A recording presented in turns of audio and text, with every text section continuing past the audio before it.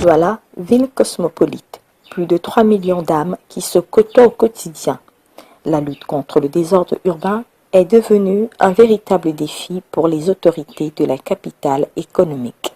Avec les nouvelles lois sur la décentralisation au Cameroun, cette lutte connaît une nouvelle approche. Au-delà des efforts menés jusque-là par la communauté urbaine, les mairies, plus proches des populations, ont désormais la charge de s'occuper des désordres liés à l'insalubrité et à l'occupation anarchique des espaces publics. Dans la commune d'arrondissement de Douala 1er, plus qu'un défi, trouver une solution au désordre urbain est un impératif pour l'exécutif communal. C'est une mission principale de concert avec la communauté urbaine et les autorités administratives de notre ville pour que Douala 1er retrouve son rayonnement d'antan en luttant contre le désordre urbain. En 2014, la mairie de Douala 1er lance officiellement le mercredi 1er octobre à la salle des fêtes Aqua la journée hebdomadaire de propriété intégrale de l'arrondissement. Allô, population de Douala 1er, la caravane de propreté est véritablement en marche. Décrochons tous le téléphone de la propreté qui sonnera.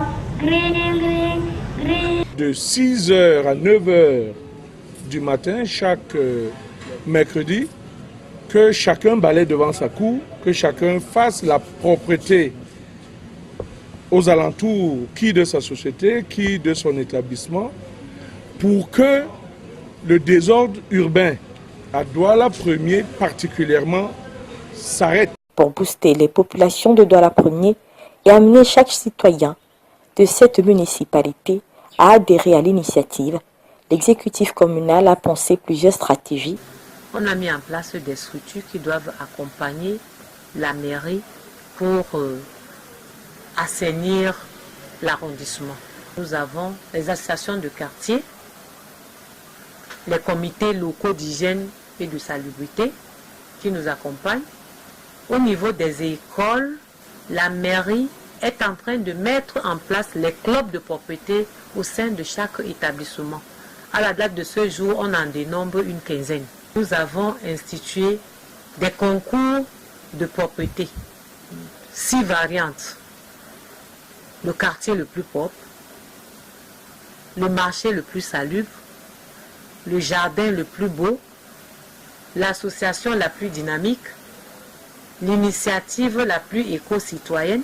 Ainsi donc, des clubs de propreté dans les lycées et autres établissements scolaires sont primés pour leur engagement à rendre leur environnement propre. De même, des services essentiellement dédiés à la lutte contre le désordre urbain voient le jour. Notre mission première et principale est de maintenir la propreté au sein de notre environnement. Passé cette phase de sensibilisation et face à la persistance des comportements contre-productifs de certaines populations, une phase de répression est alors lancée. Elle est matérialisée par des opérations coup de poing, des sanctions éventuelles. On leur envoie des convocations pour se présenter afin de les sensibiliser encore à la chose publique. Maintenant, passé cette étape-là, il y aura lieu de dresser des procès-verbaux qui seront signés par le maire, pour leur dire ce qu'ils encourent par rapport à la réglementation urbaine concernant l'insalubrité.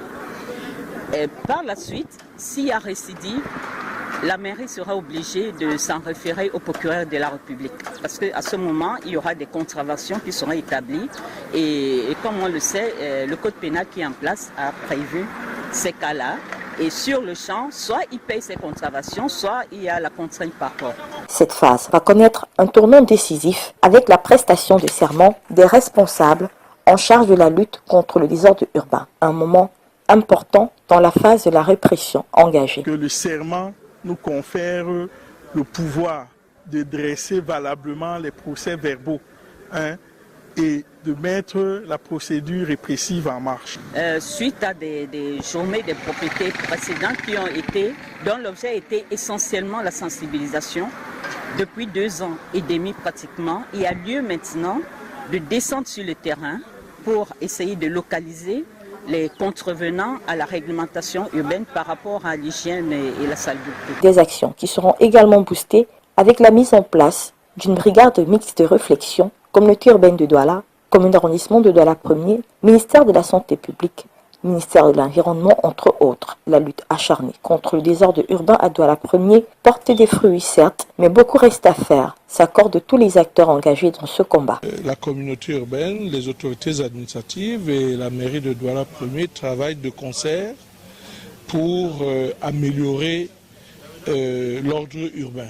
La fédération des actions de toutes les parties prenantes est donc vivement souhaitée par l'exécutif communal, ainsi que la mutualisation des efforts afin d'éradiquer le désordre urbain sous toutes ses formes pour que Douala 1er, en matière de propreté, reste véritablement premier.